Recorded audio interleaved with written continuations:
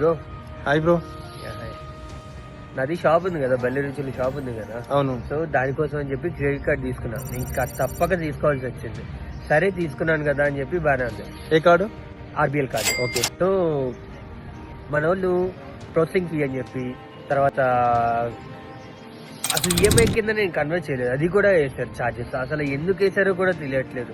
అసలు ఈ చెత్త బ్యాంక్ నాకు వద్దనిపిస్తుంది. అసలు ఆర్బీఐలే కాదు, ఏ క్రెడిట్ కార్డు నాకు వద్దనిపిస్తుంది ఇది తీసుకున్న తర్వాత. అనవసరం అనిపిస్తుంది.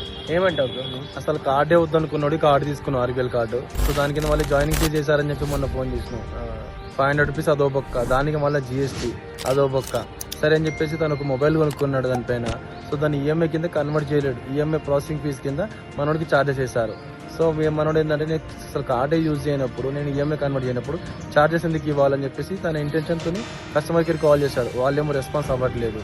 సో అంటే రెస్పాన్స్ అవ్వట్లేదని అంటే కాల్ కలుస్తుంది, బట్ ఏంటంటే సార్ మేము చేయలేము సార్, టెక్నికల్ ఇష్యూ అని చెప్తున్నారు. సో మనోడు ఇంకా ముందు ఇంకా ఏ కార్డ్స్ తీసుకోలేడు, తన బిజినెస్కి ఉపయోగించుకోవాలనే ఇంటెన్షన్తోనే కార్డు తీసుకుంటాడు.